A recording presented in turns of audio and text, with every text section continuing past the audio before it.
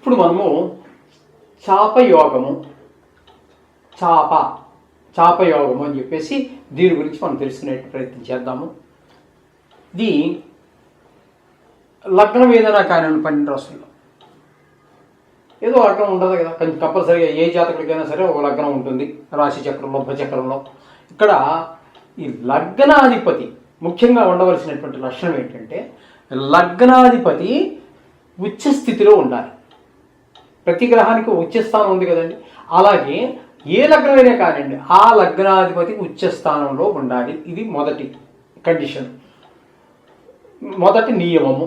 ఇక చతుర్థ స్థాన అధిపతి, చతుర్థ స్థానం కాదండి, ఆ చతుర్థ స్థానం యొక్క అధిపతి ఎవరైతే ఉన్నారో ఆయన ఇక్కడ మనకి దశమ స్థానంలో ఉండాలి ఏమండి.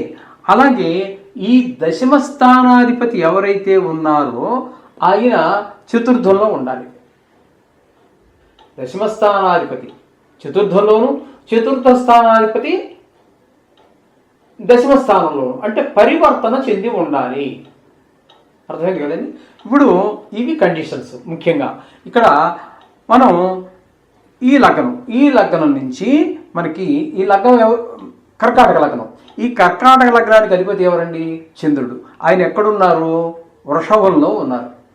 అంటే చంద్రుడికి అది ఉచ్చస్థానం అవుతుంది. అర్థమవుతుంది కదండి. అలాగే నాలుగో స్థానం 1, 2, 3, 4 ఇది తులారాశి అయింది. ఈ తులారాశికి అధిపతి ఎవరండి? శుక్రుడు. ఈ శుక్రుడు వచ్చి దశమ స్థానంలో, అంటే లెక్క పెట్టండి ఇక్కడి నుంచి, ఇది 4 కదా, 5, 6, 7, 8, 9, 10 అది మేషం. ఈ మేషంలో ఉన్నారు. చతుర్థాధిపతి వచ్చి మేషంలో ఉన్నారు. ఈ మేషాధిపతి, ఈ దశమ స్థానాధిపతి వచ్చి మళ్ళీ చతుర్థంలో ఉన్నారు. అంటే ఇక్కడ ఇది కుజుడు ఇల్లు. నిజానికి కుజుడు శుక్రుడు ఇంట ఉన్నారు, శుక్రుడు కుజుని ఇంట ఉన్నారు. వీళ్ళిద్దరు చతుర్థ దశమాధిపతులు ఇద్దరు పరివర్తన చెంది ఉన్నారు ఏమండి. ఈ విధంగా కొన్ని సందర్భాలలో వాళ్ళిద్దరూ అది ఇలాగే ఉంటుందండి, సామాన్యంగా ఇలాగే ఉంటుంది. కొన్ని సందర్భాల్లో వేరే రకంగా ఉన్నప్పటికీ అది పెద్ద ఇంపార్టెంట్గా మనం తీసుకోకర్లా. మనకి చతుర్థాధిపతి దశమంలోను, దశమాధిపతి చతుర్థంలోనూ ఉండటం, అలాగే లగ్నాధిపతి ఉచ్చస్థితిలో ఉండటం అనేటటువంటి ప్రధానమైనటువంటి దీనికి కారణాలు. ఈ విధంగా కనుకుంటే మిగతా గ్రహాలు వదిలిపెట్టండి. ఈ 3 గ్రహాలే మనకి ఇక్కడ, వీటి ద్వారానే ఈ చాపయోగం ఏర్పడుతోంది. కాబట్టి ఈ 3 గ్రహాల గురించే మనం ఇప్పుడు ప్రస్తావిస్తూ ఉన్నాం. కాబట్టి ఈ చాపయోగం ఏర్పడింది ఈ జాతకుడికి. దీని ద్వారా ఆయనకు వచ్చేటటువంటి ఫలితాలు ఎలా ఉంటాయి అన్నట్టయితే, ఈయన ఖచ్చితంగా బాగా ధనానికి లోటు లేకుండా ఉండటం ఒకటి జరుగుతూ ఉంటుంది. సంపదలు బాగా కలిగి ఉంటారు.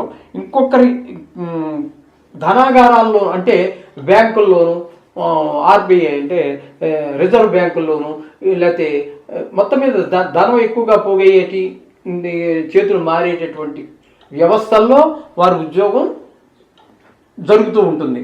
అంటే వేరే వాళ్ళ సొమ్ము మీద వీళ్ళ యొక్క అధికారం చలాయిస్తూ ఉంటారు. వీళ్ళకి ధనానికి ఏ విధమైనటువంటి లోటు, ఇది సుఖస్థానం, ఇది వృత్తి స్థానం, తద్వారా అన్ని సుఖాలు పొందుతూ ఉంటారు. మనసు ప్రశాంతంగా ఉంటుంది. ఎందుకంటే చంద్రుడు ఉచ్చిలో ఉన్నాడు, రకరకాలైనటువంటి భావాలు ఏమి ఉండవు. కాకపోతే వీళ్ళకి వచ్చేటటువంటి ఫలితం ఏంటంటే ఎప్పుడు ధనానికి లోటు ఉండదు. ఎదటి వారి ధనం మీద, సొమ్ము మీద వీరు పెత్తనం చలాయిస్తూ ఉంటారు. ఈ విధంగా బ్యాంకుల్లో ఉద్యోగస్తులు ఇట్లాంటివన్నీ కూడా ఎక్కువగా మీకు ఈ చాపయోగం ఉన్న వాళ్ళు చేస్తూ ఉంటారు. ఇది ఒకటి గమనించుకోండి. ఈ విధంగా ఎందుకు జరుగుతుంది? ఎందుకంటే నిజానికి ఈ శుక్రుడికి ఇది శత్రుక్షేత్రం, ఈయనకి ఇది శత్రుక్షేత్రం. పరివర్తన చెందటం అనేది మంచిదే అని మనకు తెలిసినప్పటికీ కూడా ఈ చంద్రుడు ఉచ్చిలో ఉందో అది మంచిదే. కానీ ఈ విధమైనటువంటి పరిస్థితుల ద్వారా చాపయోగం అనేటటువంటిది చాలామంది జీవితాల్లో, కొంతమంది జీవితాల్లో ఏర్పడుతూ ఉంటుంది. దానివల్ల ఈ విధమైనటువంటి ఫలితాలు ఉంటూ ఉంటాయి. సో